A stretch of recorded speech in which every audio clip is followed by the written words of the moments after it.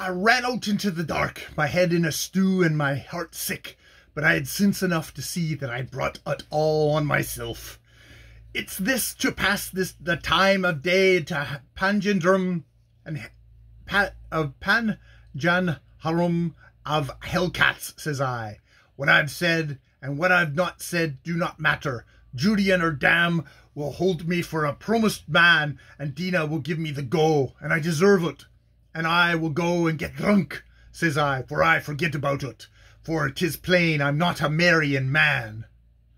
On my way to the canteen, I ran against Las Selles, colour sergeant that was of E Company, a hard man, with a torment of a wife. You've the head of a drowned man on your shoulders, says he, and you're going where you're going to get a worse one. Come back, says he. Let me go, says I. I've thrown my luck over the wall with my own hand. Then that's not the way to get it back, says he. Have out with your trouble, ye fool boy. And I told him how the matter was. He sucked in his lower lip. You've been trapped, says he. Shdd would be the better for a man's name to hers as soon as can, and ye thought ye'd put the cummerth on her. That's the natural vanity of the baste. Terence, you're a big-born fool, but you're not bad enough to marry into that company.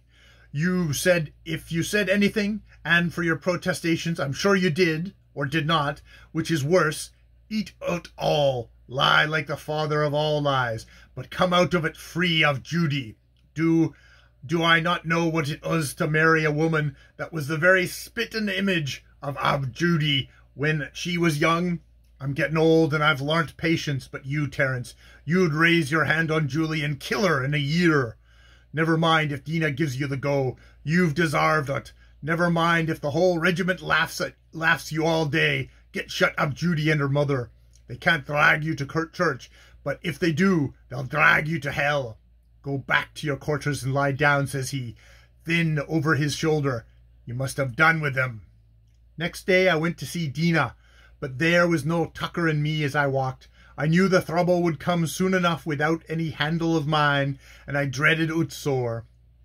I heard Judy calling me, but I held straight on to the Shadd's quarters, and Dina would had kissed me, but I put her back. When's all said, darlin', says I, you can give it to me if you will, though I misdoubt 'twill be so easy to come by then. I had scarce begun to put the explanation into shape before Judy and her mother came to the door. I think there was a veranda, but I'm forgetting. Will you not stop in, says Dina, pretty and polite, though the Shadds had no dealings with the Sheehies. And old Mother Shadd looked up quick, as she was the first to see the trouble, for Dinah was her daughter. I'm pressed for time, says Judy, as bold as brass, and I've only come for Terence, my promised man. 'Tis strange to find him here the day after the day. Dina looked at me though I'd hit her, and I answered straight. There was some nonsense last night at the Sheedy's quarters, and Judy's carrying on the joke, darlin', says I.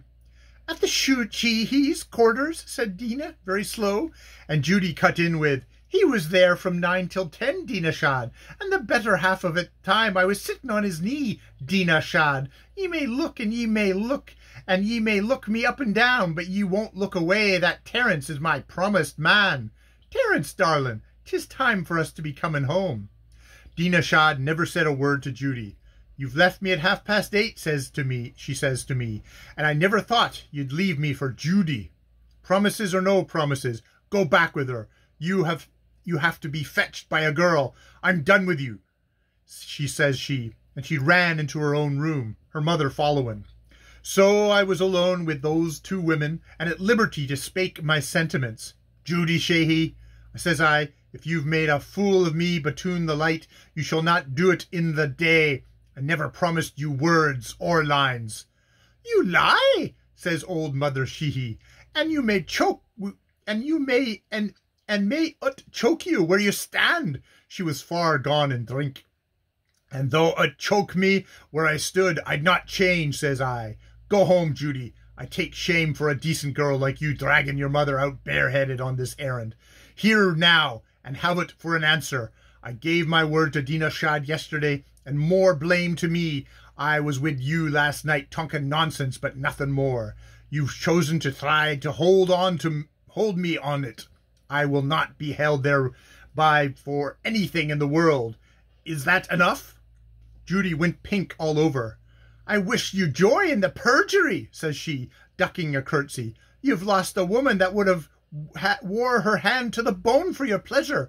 And deed in Terence, ye were not thrapped. Lascelles must have spoken to her plain. I am such as Dina is. Deed I am. Ye've lost a fool of a girl that never look at you again, and ye've lost what you never had, your common honesty. If you manage your men as you manage your love-making, small wonder they call you the worst corporal in the company. Come away, mother," says she. But devil a foot would the old woman budge. "Do you hold by that?" says she, peering up under her thick grey eyebrows. "Aye, and would," says I. "Though Dina gave me the go 20 times, I'd have no thruck with you or yours," says I. "Take your child away, ye shameless woman." "And am I shameless?" says she, bringing her hands up above her head. "Then what are you, ye lying, scheming, weak-kneed, dirty-souled son of a sutler? Am I shameless? Who put the open shame on me and my child that we should go begging through the lines in the broad daylight for the broken word of a man? Double portion of my shame be on you, Terence Mulvaney, that think yourself so strong. By Mary and the saints, by the blood and water, and by the ivory sorrow that came into the world since the beginning, the black blight fall on you and yours, so that you may never be free from pains or another when it's not yours own. May your heart bleed and your breast drop by drop, with all your friends laughing at the bleeding. Strong you think yourself. May your strength be cursed to you to drive you into the devil's hands against your own will. Clear-eyed you are. May your eyes see clear every step of the dark path you take till the hot cinders of hell put them out.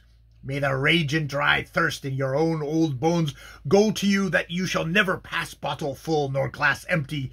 God preserve the light of your own understanding to you, my jewel of a boy, that you may never forget what you meant to be to do when you were wallowing in the muck. May you see the better and follow the worse as long as there's breath in your body, and may ye die quick in a strange land, watching your death before it takes you, and an honourable to stir hand or foot."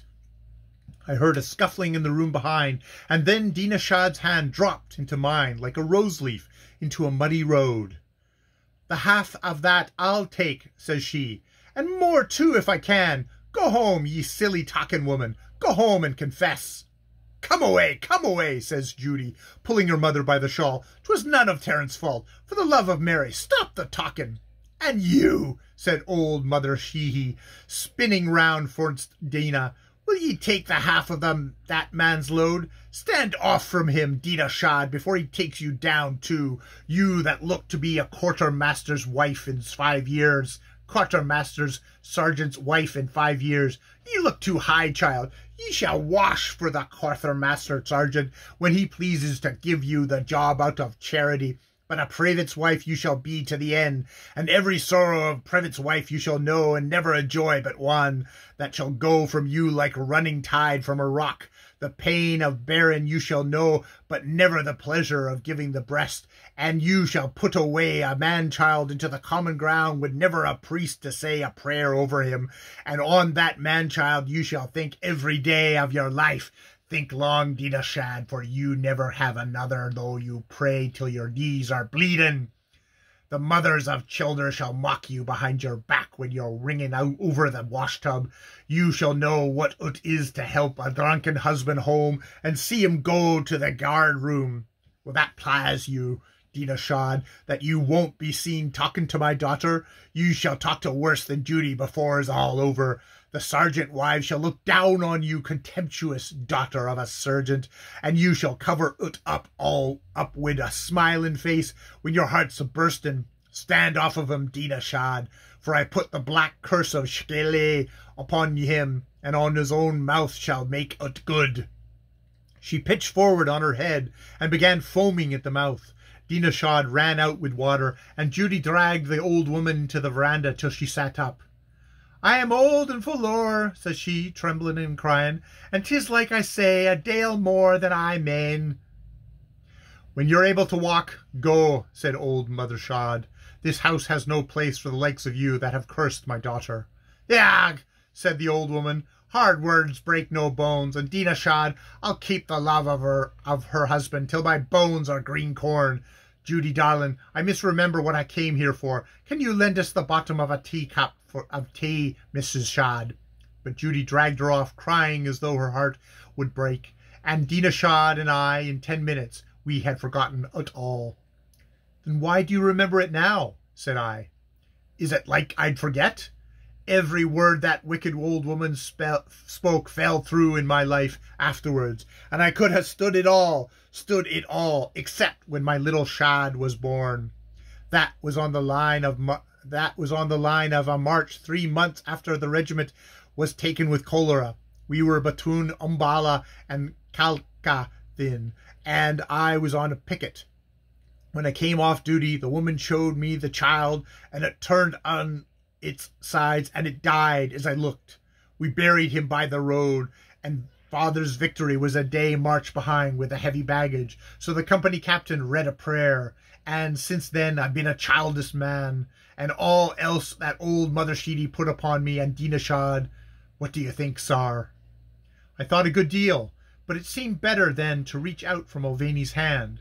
The demonstration nearly cost me the use of 3 fingers. Whatever he knows of his weaknesses, Mulvaney is entirely ignorant of his strength. But what do you think? He repeated, as I was straightening out the crushed fingers. My reply was drowned in yells and outcries from the next fire, where 10 men were shouting for Ortheris's. Private Ortheris! Mr. Ortheris! Dear boy! Captain Ortheris! Field Marshal Ortheris! Stanley, your pen north, O Pop! Come here with your own company!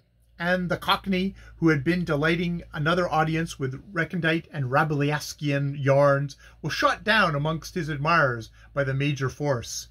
You've crumpled my dress, 'orrid, said he. I shan't sing no more to this 'ere bloomin' drawing room.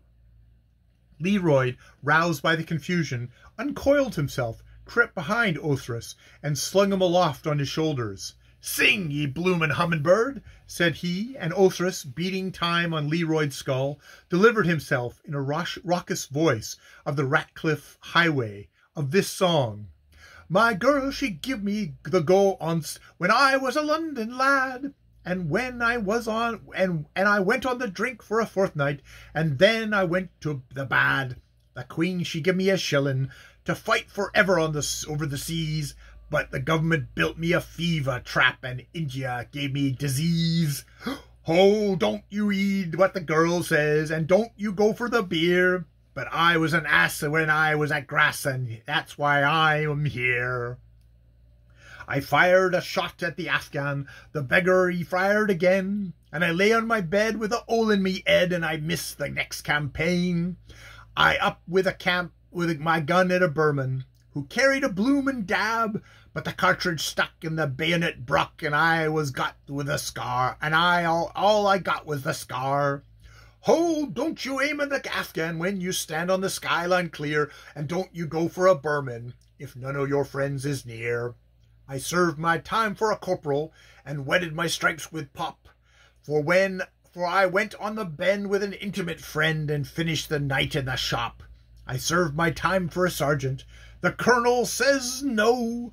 The most you'll see is a full CB, and the very next night 'twas so. Oh, don't you go for a corporal unless your head is clear. But I was an ass when I was at Grass, and that's why I am here. I tasted the luck of the army in barrack and camp and clink, and I lost my tip through the bloomin' trip along with the women and drink. I'm down at the heel o' my service, and when I am laid on the shelf, my very worst friend from beginning to end by the blood of a mouse was myself. Ho, don't you eat what a girl says. Don't you go for the beer. But I was an ass when I was at Grass, and that's why I am here. Listen to our little man now, singing and shouting as though the trouble had never touched him. Do you remember when he went mad with the homesickness? Said Mulvaney, recalling a never-to-be-forgotten season when Othras waded through the deep waters of affliction, and behaved abominably. But he's talking bitter truth, though. Ah! My very worst friend from beginning to end, by the blood of a mouse, was myself. When I woke, I saw Mulvaney, the night dew gemming his mustache, leaning on his rifle at picket, lonely as Prometheus on his rock, with I know not what vultures tearing his liver. And that is the end of The Courting of Dinah Shad by Rudyard Kipling.